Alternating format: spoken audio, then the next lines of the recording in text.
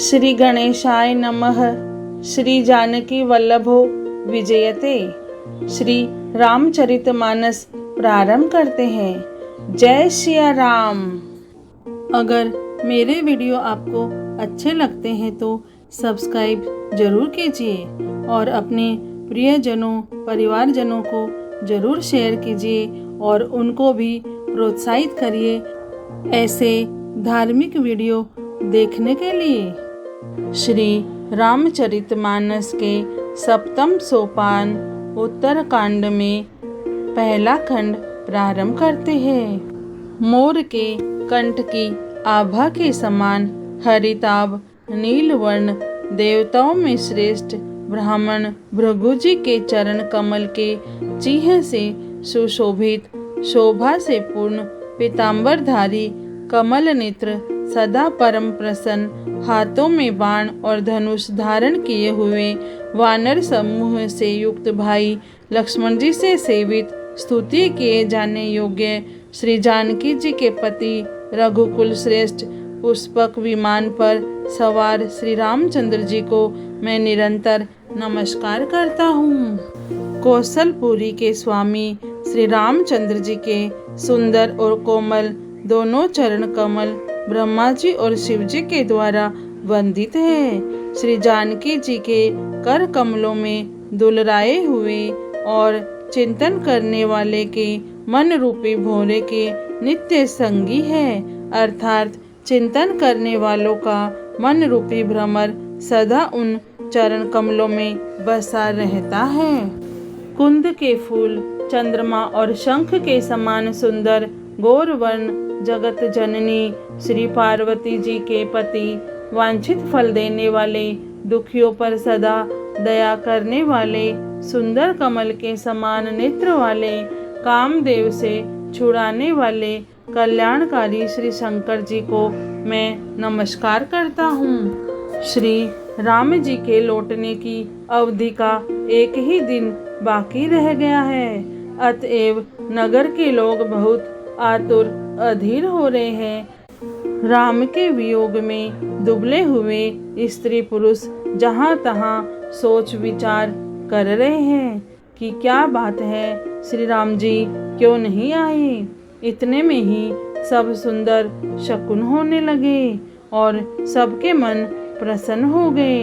नगर भी चारों ओर से रमणीक हो गया, मानो ये सब के सब चिन्ह प्रभु के शुभ आगमन को जना रहे हैं। कौशल्या आदि सब माताओं के मन में ऐसा आनंद हो रहा है जैसे अभी कोई कहना ही चाहता है कि सीता जी और लक्ष्मण जी सहित प्रभु श्री रामचंद्र जी आ गए। भरत जी की दाहिनी आंख और दाहिनी भुजा बार बार फड़क रही है। इसे शुभ शकुन जानकर उनके मन में अत्यंत हर्ष हुआ और वे विचार करने लगे। प्राणों की आधार रूप अवधि का एक ही दिन शेष रह गया है। यह सोचते ही भरत जी के मन में अपार दुख हुआ। क्या कारण हुआ कि नाथ नहीं आए। प्रभु ने कुटिल जानकर मुझे कहीं भुला तो नहीं दिया। आहा, लक्ष्मण बड़े धन्य एवं बड़ भागी है जो श्री रामचंद्र जी के चरणारविंद के प्रेमी है, अर्थात उनसे अलग नहीं हुए। मुझे तो प्रभु ने कपटी और कुटिल पहचान लिया, इसी से नाथ ने मुझे साथ नहीं लिया। बात भी ठीक ही है, क्योंकि यदि प्रभु मेरी करनी पर ध्यान दे तो 100 करोड़ असंख्य कल्पों तक भी मेरा निस्तार छुटकारा नहीं हो सकता। परंतु आशा इतनी ही है कि प्रभु सेवक का अवगुण कभी नहीं मानते। वे दीन बंधु है और अत्यंत ही कोमल स्वभाव के हैं। अतएव मेरे हृदय में ऐसा पक्का भरोसा है कि श्री राम जी अवश्य मिलेंगे, क्योंकि मुझे शकुन बड़े शुभ हो रहे हैं। किंतु अवधि बीत जाने पर यदि मेरे प्राण रह गए तो जगत में मेरे समान नीच कौन होगा। श्री राम जी के विरह समुद्र में भरत जी का मन डूब रहा था। उसी समय पवन पुत्र हनुमान जी ब्राह्मण का रूप धरकर इस प्रकार आ गए मानो उन्हें डूबने से बचाने के लिए नाव आ गई हो। हनुमान जी ने दुर्बल शरीर भरत जी को जटाओं का मुकुट बनाए राम राम रघुपति जपते और कमल के समान नेत्रों से प्रेमाश्रुओं का जल बहाते कुश के आसन पर बैठे देखा। उन्हें देखते ही हनुमान जी अत्यंत हर्षित हुए। उनका शरीर पुलकित हो गया, नेत्रों से प्रेमाश्रुओं का जल बरसने लगा। मन में बहुत प्रकार से सुख मानकर वे कानों के लिए अमृत के समान वाणी बोले, जिनके विरह में आप दिन रात सोच करते घुलते रहते हैं और जिनके गुण समूहों की पंक्तियों को आप निरंतर रटते रहते हैं, वे ही रघुकुल के तिलक, सज्जनों को सुख देने वाले और देवताओं तथा मुनियों के रक्षक श्री राम जी सकुशल आ गए हैं। शत्रु को रण में जीतकर सीता जी और लक्ष्मण जी सहित प्रभु आ रहे हैं। देवता उनका सुंदर यश गा रहे हैं। ये वचन सुनते ही भरत जी को सारे दुख भूल गए। जैसे प्यासा आदमी अमृत पाकर प्यास के दुख को भूल जाए। भरत जी ने पूछा, हे तात, तुम कौन हो और कहाँ से आए हो, जो तुमने मुझको ये परम प्रिय अत्यंत आनंद देने वाले वचन सुनाए। हनुमान जी ने कहा, हे कृपा निधान, सुनिए, मैं पवन का पुत्र और जाति का वानर हूँ। मेरा नाम हनुमान है। मैं दीनों के बंधु श्री रघुनाथ जी का दास हूँ। यह सुनते ही भरत जी उठकर आदर पूर्वक हनुमान जी से गले लगकर मिले। मिलते समय प्रेम हृदय में नहीं समाता। नेत्रों से आनंद और प्रेम के आंसुओं का जल बहने लगा और शरीर पुलकित हो गया। भरत जी ने कहा, हे हनुमान, तुम्हारे दर्शन से मेरे समस्त दुख समाप्त हो गए, दुखों का अंत हो गया। तुम्हारे रूप में आज मुझे प्यारे राम जी ही मिल गए। भरत जी ने बार बार कुशल पूछी और कहा, हे भाई, सुनो, इस शुभ संवाद के बदले में तुम्हें क्या दूं? इस संदेश के समान इसके बदले में देने लायक पदार्थ जगत में कुछ भी नहीं है। मैंने यह विचार कर देख लिया है। इसलिए हे तात, मैं तुमसे किसी प्रकार भी उऋण नहीं हो सकता। अब मुझे प्रभु का चरित्र हाल सुनाओ। तब हनुमान जी ने भरत जी के चरणों में मस्तक नवाकर श्री रघुनाथ जी की सारी गुण गाथा कही। भरत जी ने पूछा, हे हनुमान, कहो, कृपालु स्वामी श्री रामचंद्र जी कभी मुझे अपने दास की तरह याद भी करते हैं? रघुवंश के भूषण श्री राम जी क्या कभी अपने दास की भांति मेरा स्मरण कर रहे हैं? भरत जी के अत्यंत नम्र वचन सुनकर हनुमान जी पुलकित शरीर होकर उनके चरणों पर गिर पड़े और मन में विचारने लगे कि जो चराचर के स्वामी हैं, वे श्री रघुवीर अपने श्री मुख से जिनके गुण समूहों का वर्णन करते हैं, वे भरत जी ऐसे विनम्र, परम पवित्र और सद्गुणों के समुद्र क्यों न हो? हनुमान जी ने कहा, हे नाथ, आप श्री राम जी को प्राणों के समान प्रिय है। हे तात, मेरा वचन सत्य है। यह सुनकर भरत जी बार बार मिलते हैं। हृदय में हर्ष समाता नहीं है। फिर भरत जी के चरणों में सिर नवाकर हनुमान जी तुरंत ही श्री राम जी के पास लौट गए और जाकर उन्होंने सब कुशल कही। तब प्रभु हर्षित होकर विमान पर चढ़कर चले।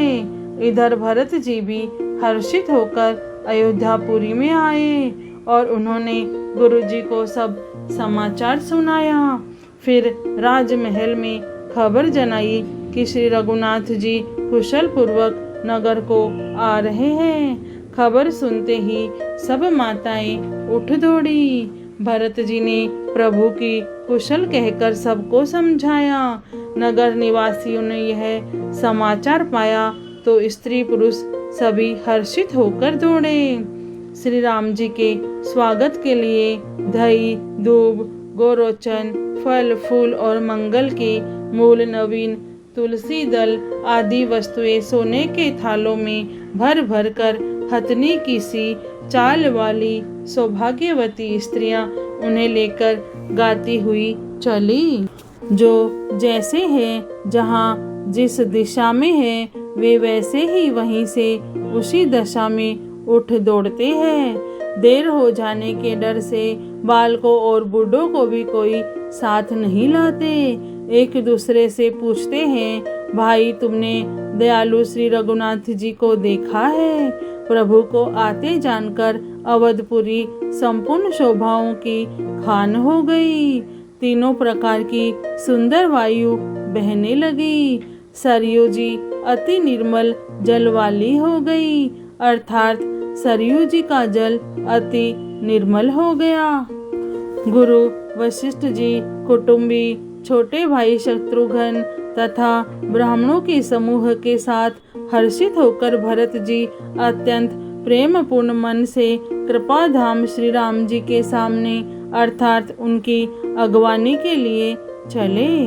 बहुत सी स्त्रियां अटारियों पर चढ़ी आकाश में विमान देख रही हैं और उसे देखकर हर्षित होकर मीठे स्वर से सुंदर मंगल गीत गा रही हैं। श्री रघुनाथ जी पूर्णिमा के चंद्रमा हैं तथा अवधपुरी समुद्र है, जो उस पूर्ण चंद्र को देखकर हर्षित हो रहा है और शोर करता हुआ बढ़ रहा है। इधर उधर दौड़ती हुई स्त्रियां उसकी तरंगों के समान लगती है। यहाँ विमान पर से सूर्यकुल रूपी कमल के प्रफुल्लित करने वाले सूर्य श्री रामचंद्र जी वानरों को मनोहर नगर दिखला रहे हैं। वे कहते हैं, हे सुग्रीव, हे अंगद, हे लंकापति विभीषण, सुनो, यह पुरी पवित्र है और यह देश सुंदर है।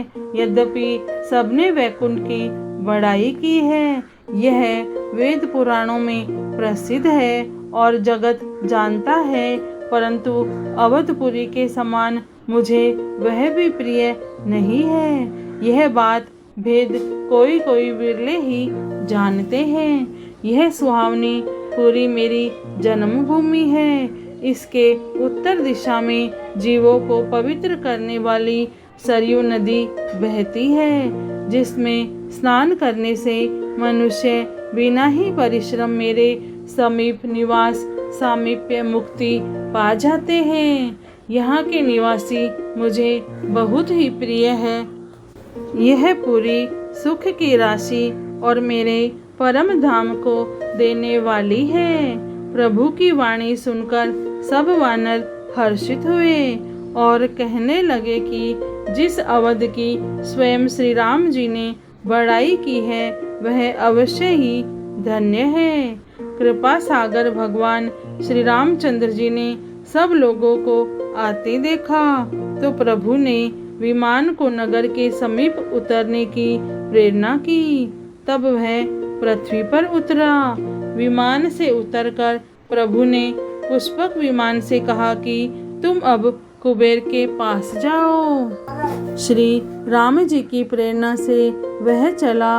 उसे अपने स्वामी के पास जाने का हर्ष है और प्रभु श्री राम जी से अलग होने का अत्यंत दुख भी।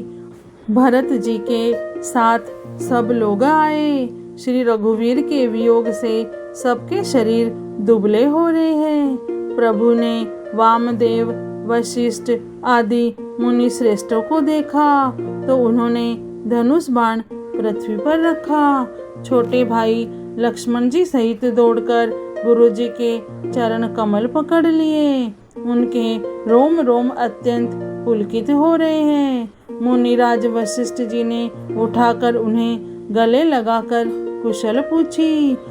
प्रभु ने कहा, आप ही की दया में हमारी कुशल है। धर्म की धुरी धारण करने वाले रघुकुल के स्वामी श्री राम जी ने सब ब्राह्मणों से मिलकर उन्हें मस्तक नवाया। फिर भरत जी ने प्रभु के वे चरण कमल पकड़े जिन्हें देवता, मुनि, शंकर जी और ब्रह्मा जी भी नमस्कार करते हैं। भरत जी पृथ्वी पर पड़े हैं, उठाए उठते नहीं। तब कृपा सिंधु श्री राम जी ने उन्हें जबरदस्ती उठाकर हृदय से लगा लिया। उनके सांवले शरीर पर रोए खड़े हो गए। नवीन कमल के समान नेत्रों में प्रेमाश्रुओं के जल की बाढ़ आ गई। कमल के समान नेत्रों से जल बह रहा है। सुंदर शरीर में पुलकावली अत्यंत शोभा दे रही है। त्रिलोकी के स्वामी प्रभु श्री राम जी छोटे भाई भरत जी को अत्यंत प्रेम से हृदय से लगाकर मिले। भाई से मिलते समय प्रभु जैसे शोभित हो रहे हैं, उसकी उपमा मुझसे कही नहीं जाती। मानो प्रेम और श्रृंगार शरीर धारण करके मिले और श्रेष्ठ शोभा को प्राप्त हुए। कृपा निधान श्री राम जी भरत जी से कुशल पूछते हैं, परंतु आनंदवश भरत जी के मुख से वचन शीघ्र नहीं निकलते। शिव जी ने कहा, हे पार्वती, सुनो, वह सुख जो उस समय भरत जी को मिल रहा था वचन और मन से परे है। उसे वही जानता है जो उसे पाता है। भरत जी ने कहा, हे कौशलनाथ, आपने आत्र दुखी जानकर दास को दर्शन दिए, इससे अब कुशल है। विरह समुद्र में डूबते हुए मुझको कृपा निधान ने हाथ पकड़कर बचा लिया। फिर प्रभु हर्षित होकर शत्रुघ्न जी को हृदय से लगाकर उनसे मिले। तब लक्ष्मण जी और भरत जी दोनों भाई परम प्रेम से मिले। फिर लक्ष्मण जी शत्रुघ्न जी से गले लगकर मिले और इस प्रकार विरह से उत्पन्न दुस्सह दुख का नाश किया। फिर भाई शत्रुघ्न जी सहित भरत जी ने सीता जी के चरणों में सिर नवाया और परम सुख प्राप्त किया। प्रभु को देखकर अयोध्यावासी सब हर्षित हुए। वियोग से उत्पन्न सब दुख नष्ट हो गए। सब लोगों को प्रेम विहल और मिलने के लिए अत्यंत आतुर देखकर खर के शत्रु कृपालु श्री राम जी ने एक चमत्कार किया। उसी समय कृपालु श्री राम जी असंख्य रूपों में प्रकट हो गए और सबसे एक ही साथ यथा योग्य मिले। श्री रघुवीर ने कृपा की दृष्टि से देखकर सब नर नारियों को शोक से रहित कर दिया। भगवान क्षण मात्र में सबसे मिल लिए। हे उमा, यह रहस्य किसी ने नहीं जाना। इस प्रकार शील और गुणों के धाम श्री राम जी सबको सुखी करके आगे बढ़े। कौशल्या आदि माताएं ऐसे दौड़ी मानो नई ब्याही हुई गोएं अपने बछड़ों को देखकर दौड़ी हो। मानो नई ब्याही हुई गोएं अपने छोटे बछड़ों को घर पर छोड़कर परवश होकर वन में चरने चली गई हो और दिन का अंत होने पर बछड़ों से मिलने के लिए हुंकार करके थन से दूध गिराती हुई नगर की ओर दौड़ी हो। प्रभु ने अत्यंत प्रेम से सब माताओं से मिलकर इनसे बहुत प्रकार के कोमल वचन कहे। वियोग से उत्पन्न भयानक विपत्ति दूर हो गई और सब ने भगवान से मिलकर और उनके वचन सुनकर अगणित सुख और हर्ष प्राप्त किए। श्री रामचरितमानस के सप्तम सोपान उत्तरकांड में पहला खंड पूर्ण हुआ। जय श्री राम, जय सिया राम।